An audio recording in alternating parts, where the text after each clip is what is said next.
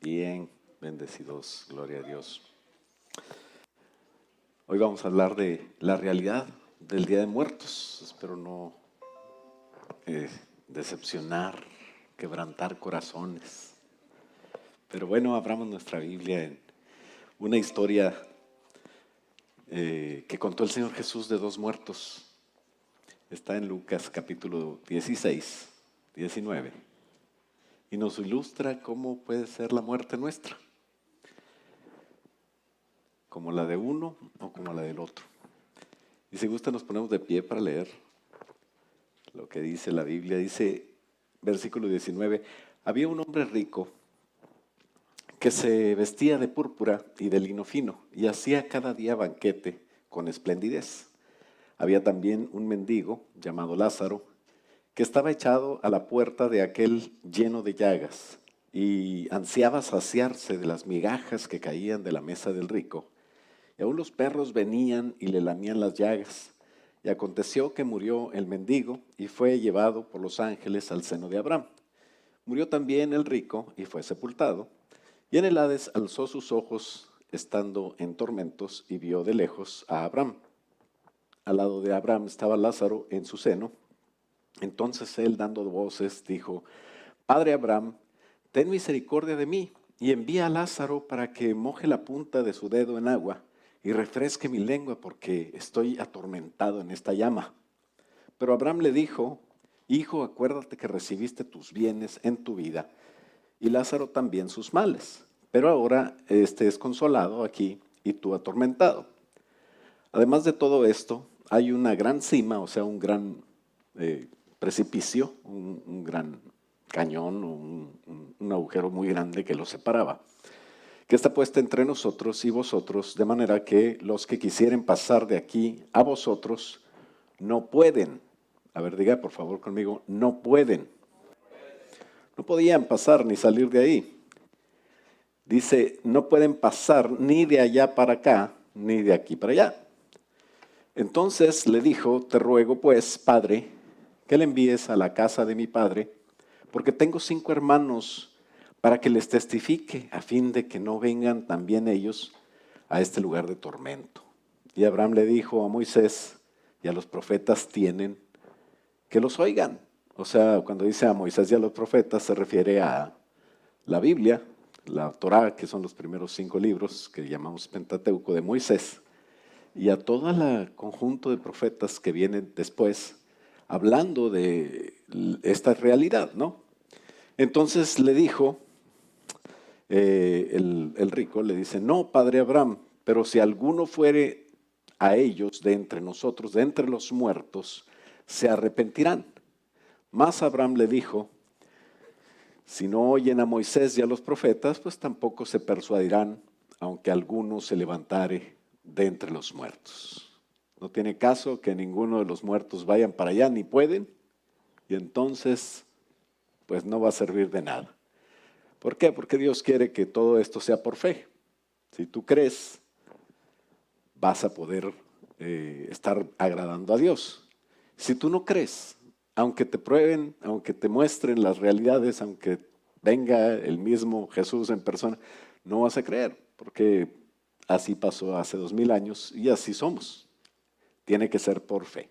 Entonces vamos a orar para que el Señor nos ayude a entender esto por la fe. Padre, gracias te damos, porque podemos hoy nuevamente, Señor, meditar sobre tu verdad, sobre tu palabra y aprender, Señor, de lo que tú, Señor, nos has puesto, Señor, en ella para nuestra vida y para entender también el entorno en el cual vivimos y no caer en errores, Señor, en confusiones, sino que en tu palabra está toda la verdad y todo lo que tú quieres que nosotros sepamos para agradarte a ti. Gracias, Señor, por este mensaje que te pedimos que uses para la edificación de la iglesia.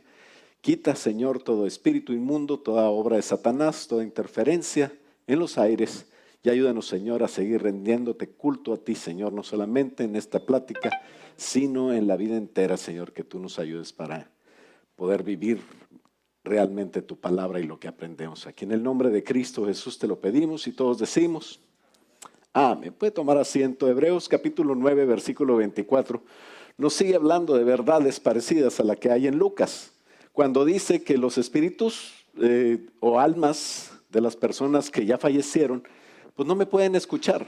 Yo no puedo estar orando a personas muertas, que es una costumbre de ciertas iglesias, de ciertas costumbres, culturas también. Por lo que dice la Biblia, ¿verdad? La palabra de Dios dice que Cristo murió una sola vez y que los hombres, por el sacrificio de Cristo, podemos morir también una vez. Por eso murió Cristo, para que no muramos dos, sino que Cristo quiere que después de la muerte vivamos y sigamos viviendo. Los muertos ya están definidos y el lugar más bien donde ellos fueron, pues nadie lo puede cambiar. Ese es un juicio de Dios. Número 4, tenemos que saber que Dios es bueno y es justo, es ira, pero es misericordia. Y eso es todo lo que tengo que saber. ¿Dónde se fue mi familiar? Es la pregunta que se hacen muchos, ¿verdad? Cuando mueren. Pues eso solo Dios lo sabe. Alguien se pone a reflexionar, él era así, pero usted no sabe qué pasó en la vida de él, cuándo o cómo, tenía una relación o no tenía relación. Entonces Dios sabe juzgarlo y Dios le toca hacerlo, a ti no. Entonces ayudarlo es imposible. Yo no puedo hacer nada para que el alma de mi ser querido esté en un mejor lugar. O sea, no se maneja así como pudiéramos manejarlo aquí en la tierra, ¿verdad? Aquí podemos ayudar a la gente, pero allá ya no. Entonces, una de las verdades que tenemos que entender es, no hay comunicación con los muertos. Eso tenemos que entenderlo como cristianos. Hay cristianos que no lo creen, pero los que estudian lo van a encontrar en la palabra de Dios. Ya vimos en esa historia que contó el Señor Jesús, nadie pudiera saber cómo es más allá de la vida, lo que pasa después, pero el Señor Jesús lo contó en Lucas 16. En Hebreos 9, 24, lo que les estaba diciendo, lo que les digo, dice que Cristo, versículo 24, no entró Cristo en el santuario hecho de mano, figura del verdadero, sino en el cielo mismo. O sea, que había un tabernáculo en la tierra que habían hecho los hombres, pero era un espejo de lo que había, o una sombra de lo que había en el cielo, de la presencia donde estaba realmente Dios, no en el arca, sino en el trono de Dios. Y dice que Cristo no entró en ese tabernáculo hecho de manos de hombres, sino que en el verdadero, en el cielo mismo, para presentarse ahora por nosotros ante Dios. Y no para ofrecerse muchas veces, como entra el sumo sacerdote en el lugar santísimo cada año con sangre ajena, sino que de otra manera le hubiera sido necesario padecer muchas veces. El sacerdote entraba una vez al año, todos los años, con sangre de un cordero, para ofrecer expiación por los pecados, para borrar los pecados del pueblo. Pero no era necesario, porque Cristo murió una sola vez y esa sangre sí, no era como la de los corderos, esa sí valía para quitar todos los pecados del mundo. Y dice que esa fue la razón por la muerte de Jesús. Por eso sí celebramos la muerte de Jesús, pero no porque Cristo murió y nos parezca muy bonito que haya muerto, sino por el amor que derramó en esa sangre preciosa, que es la que me dio vida a mí.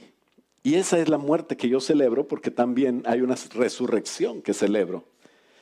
Entonces, dice la palabra de Dios que se presentó una vez y para siempre por el sacrificio de sí mismo para quitar de en medio el pecado.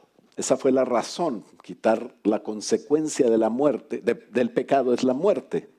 Por cuanto todos pecaron, están separados o destituidos de la gloria de Dios. Quiere decir que están muertos por el pecado. Y dice el versículo 27, algo muy importante para esto. Dice que está establecido, que es una ley, que eso nadie lo puede cambiar. Y de la manera que está establecido para los hombres, que mueran una sola vez y después de esto el juicio, ¿no?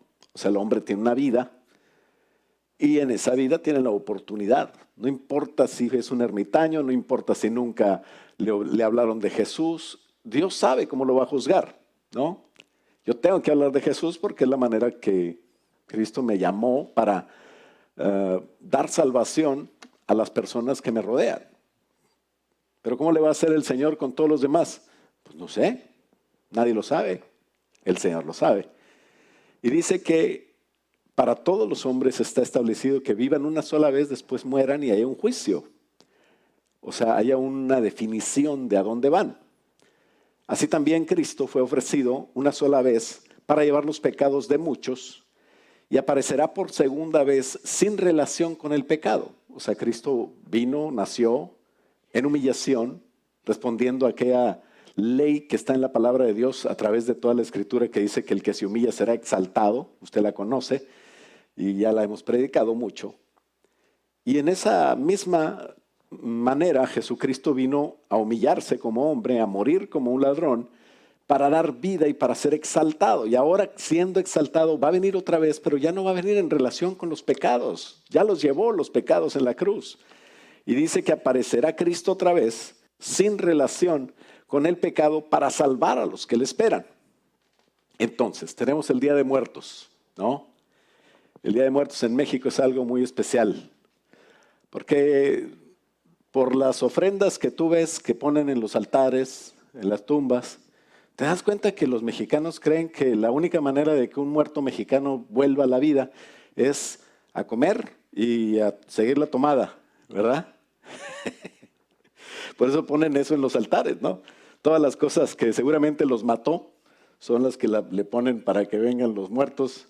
Y nunca ponen altar. Yo me imagino, yo digo, si fuéramos católicos, mi esposa y yo, Mónica me pondría a mí, imagínate que me muero yo y me pone un jugo verde, una ensalada, una avena con espinaca, chía, un shot de jengibre, ¿verdad?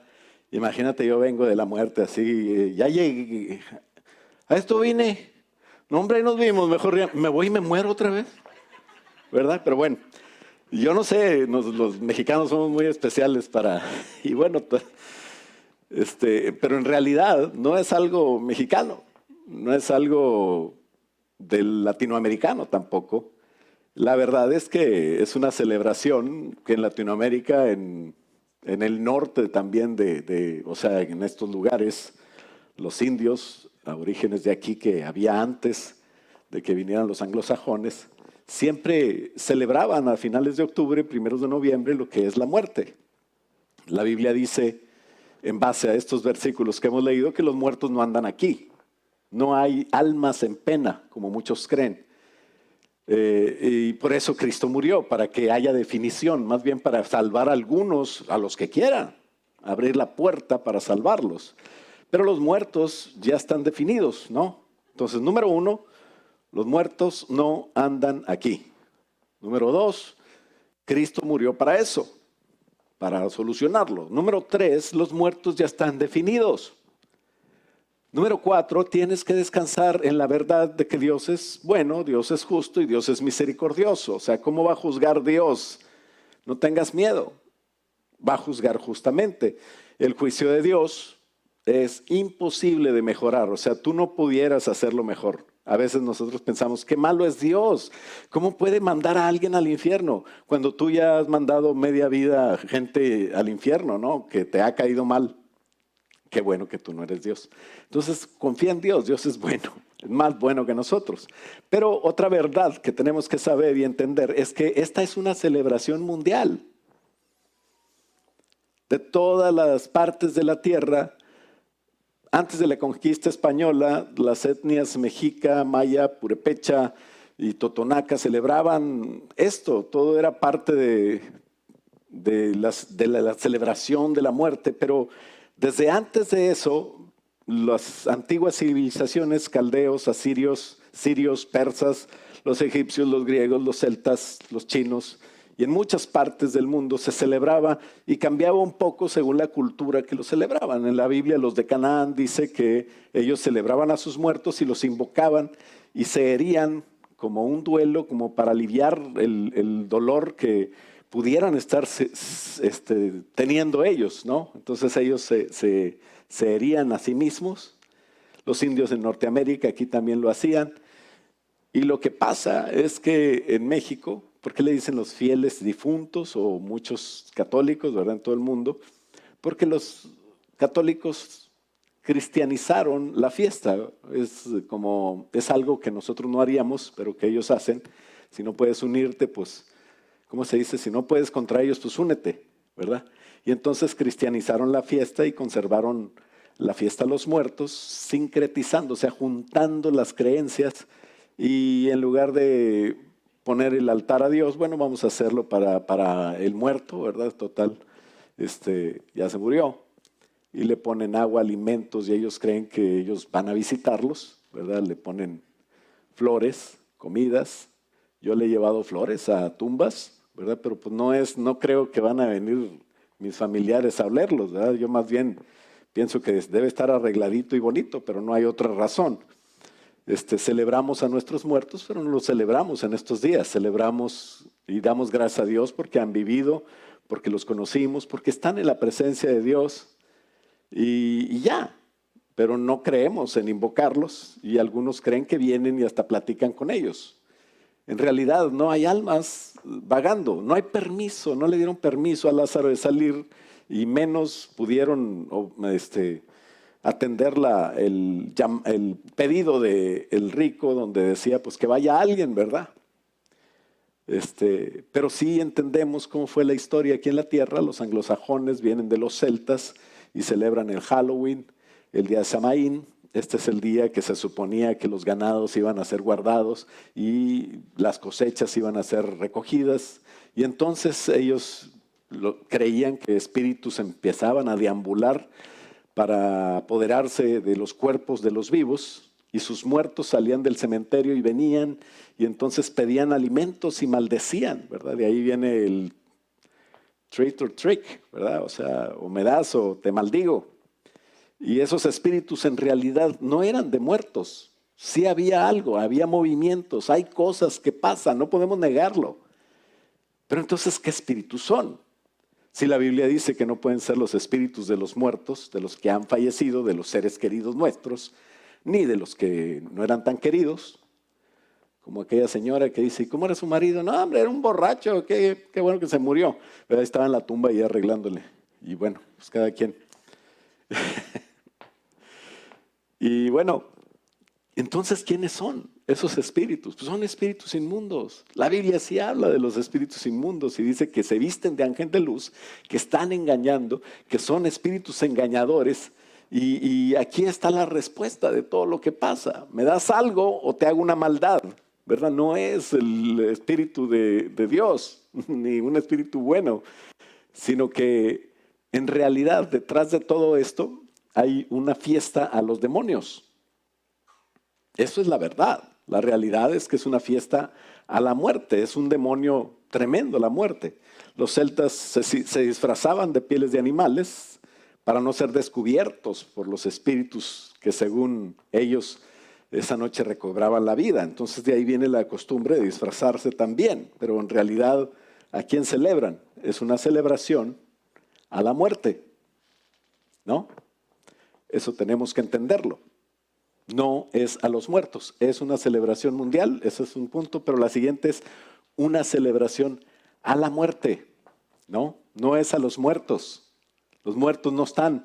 Yo sé que muchos dicen, no, es que yo, pues tú dirás, es una celebración del diablo, de la muerte, pero yo celebro a mi querido apóstol, ¿verdad? Pudiera decir. Bueno, como no somos católicos, no le hacemos una fiesta, un altar a alguna persona, pero al apóstol Víctor vamos a hacerle un altar, ¿no? Con un cafecito cubano. De seguro viene. Pues claro que no, porque no puede venir él. Entonces, ¿a quién estoy celebrando en realidad? Estoy celebrando a la muerte. No es a los muertos, no es a mis muertos. A mis muertos, como les digo, los celebro dándole gracias a Dios en cualquier día del año, recordándolos. El dolorcito ahí nunca se va a ir, pero se puede seguir viviendo porque hay un propósito de Dios y hay una esperanza. Por eso es que el funeral cristiano es muy diferente cuando sabemos que nuestro familiar estaba seguro en las manos de Dios y aceptó a Jesús. Entonces, ¿qué es la muerte? La muerte es un evento resultado del pecado que causa temor, incertidumbre. Las culturas en todo el mundo le han temido, por eso han hecho ritos y tradiciones para envenenarla, para honrarla, para espantarla, para burlarse de ella, para, no sé, tenerla tranquila. Pero nosotros tenemos la palabra de Dios y debemos celebrar a la muerte, ¿sí o no? te voy a decir quién es. ¿De dónde sale eso? Es una tradición que por miedo y a través de los siglos se ha hecho. Entonces es una tradición humana. ¿Qué dice la palabra de Dios en Colosenses 2:8? Las tradiciones humanas. Mirad que nadie os engañe por medio de filosofías y huecas sutilezas según las tradiciones de los hombres. Esa es tradición de hombres. Que conforme a los rudimentos del mundo y no según Cristo, hacen todo esto. Entonces tenemos un Dios que es un Dios de vivos, no de muertos, ¿verdad? Tenemos un Dios de los muertos que no siguieron muriendo, sino que están vivos allá en la presencia de Dios. Por eso Dios se le aparece a Moisés y le dice: yo soy el Dios de tu padre Abraham, Isaac y Jacob, Dios de vivos y no de muertos. En Mateo 22:31 dice: pero respecto a la resurrección de los muertos, ¿no habéis leído lo que os fue dicho por Dios cuando dijo: yo soy el Dios de Abraham, el Dios de Isaac y el Dios de Jacob? Cuando ellos ya habían muerto. Dios no es Dios de muertos, sino de vivos. Entonces, ¿qué quiere decir? Que la muerte es un enemigo de Dios. Por lo tanto, es nuestro enemigo. Esta celebración, que siempre es en estas fechas, es un culto al último enemigo que Cristo va a vencer. 1 Corintios 15:26 dice que la muerte es un enemigo de Dios. Dice: y el postrer enemigo, versículo 26, que será destruido es la muerte. Dios va a servirse de sus enemigos. ¿Cuántos sabían que el diablo sirve a Dios? ¿Verdad? Muchos estamos aquí porque el diablo nos hizo cosas y buscamos a Dios. Entonces el diablo ha traído más gente. El día del amigo está invitado a traer a su amigo, varios amigos, y sin querer los trae, porque Dios hace que sucedan las cosas, ¿no? Cuando tiene un plan con alguien. Por eso tenemos que orar para que Dios traiga gente. Y entonces, pero la muerte es un enemigo de Dios que está sirviendo a Dios. Por eso lo está dejando hacer su trabajo, ¿no? He aquí, dice versículo 51 del 15, 1 Corintios 15 estamos.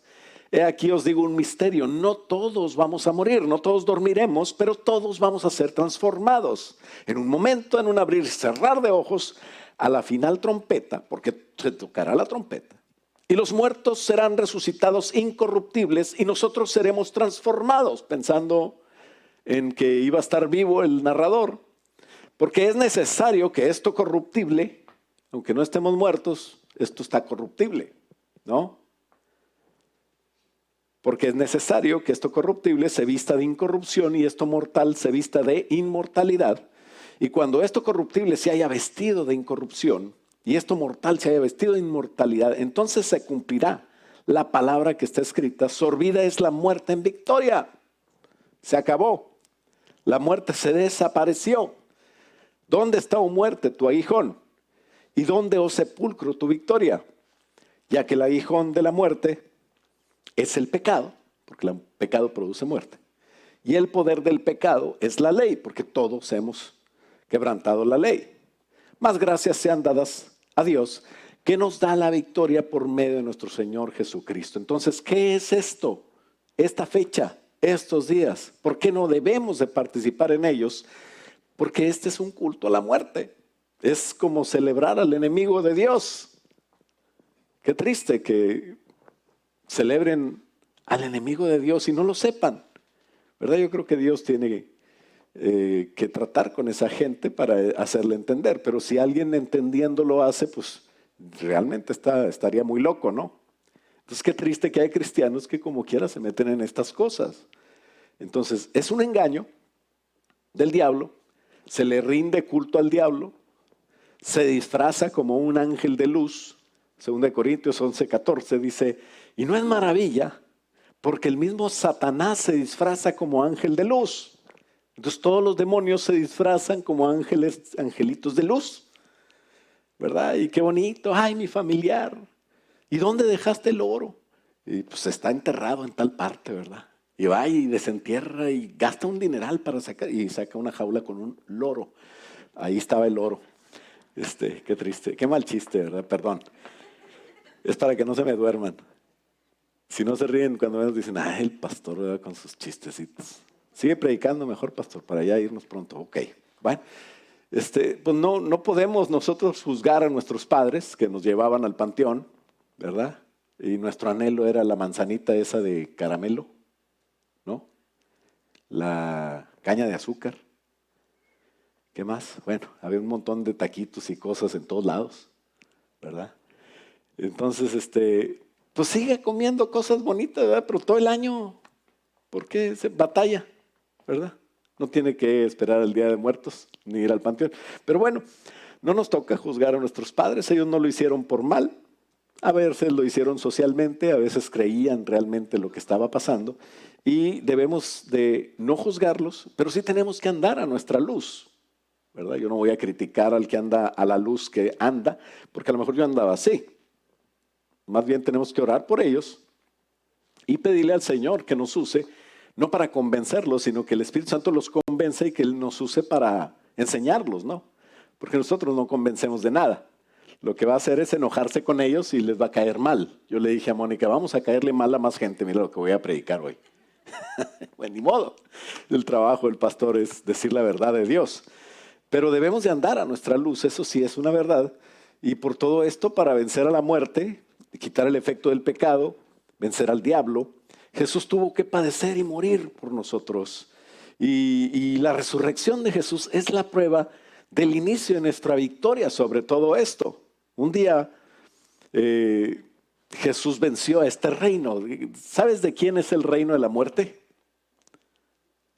El reino de la muerte es una pregunta que la responde Hebreos 2:14. Donde dice, así que por cuanto los hijos de Dios, todas las personas nacieron y nacieron en una persona, o sea, se encarnaron, participaron de sangre y carne. ¿Sabías que tú eres un espíritu eterno? No estés pensando, es que yo voy a ser un día un espíritu y voy a estar en la presencia de Dios. No, tú eres una persona. Pero dentro de ti hay una eternidad, un espíritu eterno. Y tú no estás muerto porque Dios está contigo. Por eso es que ya somos eternos. Porque ya Dios está con nosotros y va a estar ahí para siempre. La unidad de Dios, del Espíritu de Dios con mi espíritu, es lo que me hace estar vivo. Cuando mi cuerpo quede solo y mi espíritu se vaya de mi cuerpo, entonces mi cuerpo se muere. Pero yo sigo vivo. Por eso es que Dios es un Dios de vivos. Y dice, por cuanto los hijos participaron de carne y sangre, Él también, Jesucristo, participó de lo mismo. ¿Para qué? ¿Para qué Jesucristo se encarnó? ¿Para qué vino a morir, a nacer como un hombre, como tú y yo? Dice, para vencer por medio de la muerte al que tenía el imperio de la muerte. Y para que no quede duda, dice, esto es al diablo. ¿Ok? Entonces, el diablo no es Pelosi ni Trump. No es tu suegra ni el jefe de tu trabajo. El diablo a veces los usa, ¿verdad? Ore por todos ellos para que el Señor esté en ellos y se manifieste si no son cristianos. Pero va a haber una lucha espiritual para separarte a ti de las cosas de Dios. Y ese es un imperio a donde te quiere llevar el diablo, que es el imperio de la muerte. Pero Cristo murió para vencer al imperio de la muerte. Y para libertar, dice el versículo 15, a los que toda la vida estaban sujetos a servidumbre por el temor de la muerte. Ese ya no lo pusimos, ¿verdad? Pero ahí está. Entonces Romanos 6:9 dice, sabiendo que Cristo, habiendo resucitado de los muertos, ya no muere. La muerte no se enseñorea más de Él. O sea, hay un enemigo que está libre todavía. El diablo está libre todavía. Cuando se dice que el diablo anda suelto, no quiere decir que tenga problemas estomacales. Está libre. Pero ¿cómo que está libre? Si Jesucristo lo venció en la cruz. Bueno, lo que pasa es que lo venció en la cruz, pero todavía no le toca el tiempo de ir por él, ¿no? Está sirviendo a Dios, aunque no lo quiere aceptar. Isaías 25:8 dice que Él destruirá la muerte para siempre. Y enjugará Jehová el Señor toda lágrima de todos los rostros y quitará la afrenta de su pueblo de toda la tierra, porque Jehová lo ha dicho. Un día Él va a cambiar la situación. Y todos los espíritus de las personas que han fallecido y que están lejos y que a veces nos hacen llorar. Dice que un día el Señor va a destruir a la muerte para siempre y va a consolarte en tus lágrimas. No tienes que celebrarlo estos días. No sientas nostalgia por estos días, por costumbres de hombres. No caigas en esa situación. Un día esos muertos, esas personas que realmente no están muertas, ya quisieras tú estar ahí, ¿verdad? Porque ellos están en la presencia de Dios ahora. Dios nos va a consolar a nosotros y vamos a estar juntos para siempre con Él, dice Tesalonicenses también. Entonces, en conclusión, hermanos, la obra de Dios cambia el efecto negativo por positivo. Eso siempre lo hace el Señor. Por eso Dios nos está cambiando todos los días, usando la misma muerte a favor de su propósito. Por eso los cristianos no nos entristecemos, o sí nos entristecemos, pero diferente a los que no tienen esperanza, a los que no saben de estas cosas. Hay una esperanza en el futuro viva, y cuando la ciencia médica resucita a alguien que ha muerto, o Dios mismo resucita a un muerto en un milagro, es un milagro, ¿verdad? No es normal. Jesús resucitó gente. Elías fue el primero que resucitó al hijo de la viuda de Sarepta. Eliseo pidió doble unción. De lo que tiene Elías quiero el doble, dijo. Y resucitó al hijo de la tsunamita. Y luego Eliseo se murió. Entonces uno dice, pues pidió el doble. Lo que pasó en 2 Reyes 13:21 es que un hombre muerto lo traían cargado y luego vino una banda de bandoleros y agarraron al muerto y lo echaron a un pozo y corrieron. Y en ese pozo estaban los huesos de Eliseo. Y el muerto se levantó. Es el que faltaba, ¿verdad? Porque pidió doble unción. Todo lo que hacía Elías lo hizo 2 veces Eliseo. No sé, ¿verdad? Ya estoy fuera, ¿cómo se llama? Off-road, de doctrina. No sé. Pero Eliseo resucitó a 2-1 Eliseo, ganándole a Elías. Pero después llega Jesús. Nadie le gana a Jesús. Jesús resucitó a 3, ¿verdad? Resucitó a la hija de Jairo, al hijo de la viuda de Naín, ¿verdad? Naín no era el señor de la viuda, sino era la ciudad. Y resucitó también a Lázaro, su amigo, cuatacho, ¿no? 3. Pedro resucitó a Dorcas, a Tabita, sí, que es traducido de Dorcas. El día que Pedro resucitó a Dorcas hizo un escandalazo, se llenó la iglesia. Todo el mundo iba a ver a Tabita, ahí estaba muerta, mira, ahí anda. Con Lázaro pasó lo mismo. Y Pedro resucitó a Eutico, uno que estaba como algunos de los que vienen el jueves, que se quedaban así medio dormidos en la aplicación. Qué bueno que vienen, ¿verdad? Aquí no está peligroso, cae en alfombra. Eutico se quedó dormido. Pablo predicaba horas.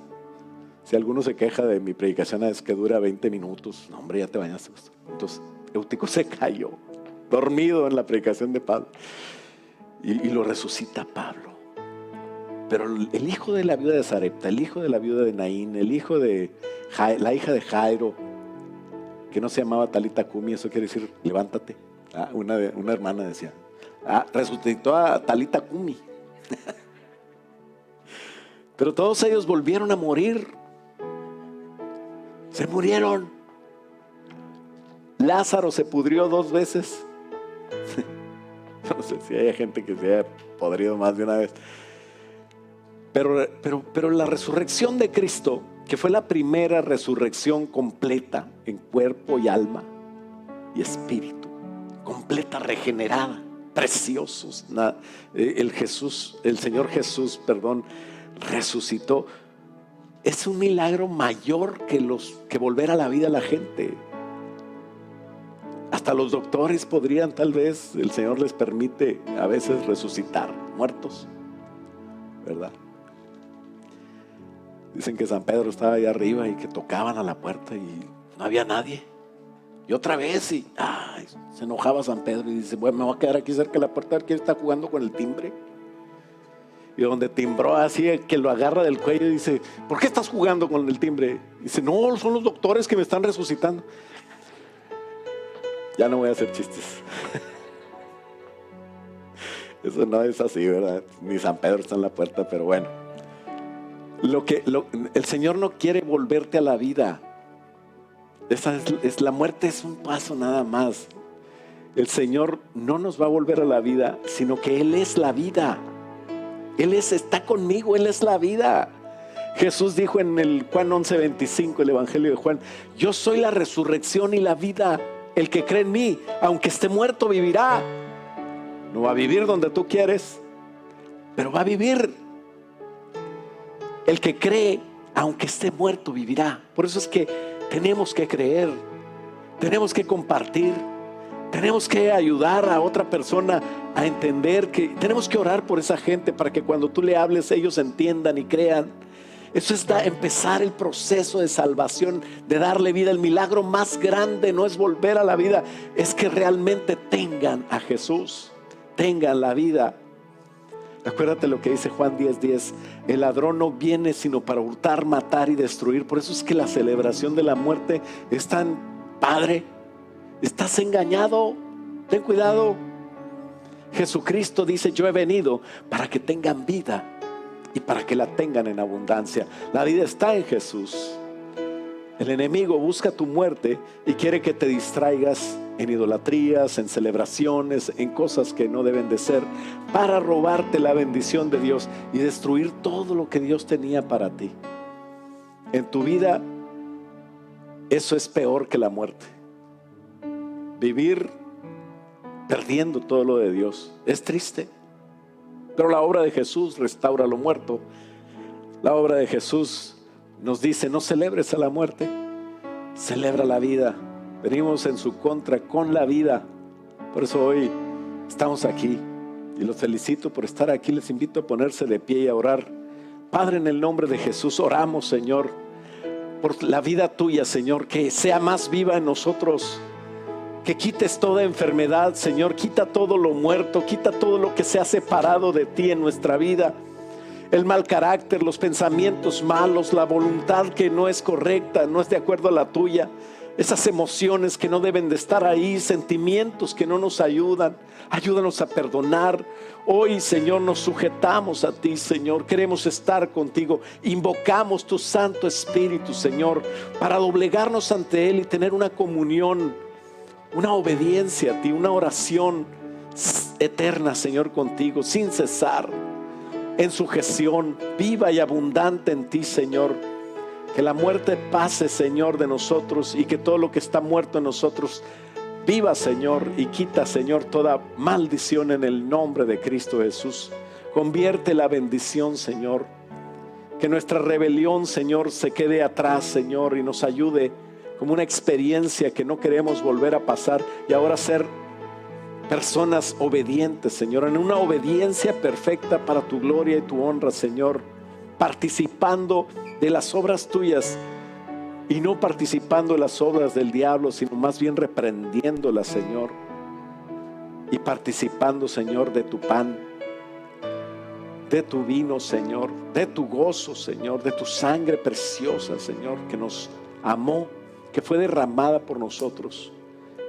En el nombre de Cristo Jesús, Señor, te lo pedimos. Yo bendigo, Señor, a tu iglesia donde quiera que se encuentre. Bendigo a las personas, Señor, que están en angustia, en tribulación, a los que tienen frío, Señor, a los que están pasando por problemas, a los que tienen tribulación y problemas financieros. Señor, te pido que tú los bendigas allí donde están, y que en el nombre de Jesús, Señor, esta semana pueda ser de las mejores, Padre. Puedas tú hacer milagros, puedas unir familias, puedas levantar tu nombre, Señor, en alto, Señor, y que salga el enemigo avergonzado en todos sus planes. En el nombre poderoso de Cristo Jesús, así te pedimos, Señor, porque te amamos y queremos dedicarnos a tu obra, Padre, en el nombre de Jesús. Y todos decimos amén. Dale un aplauso fuerte al Señor, que Él se lo merece. Aleluya.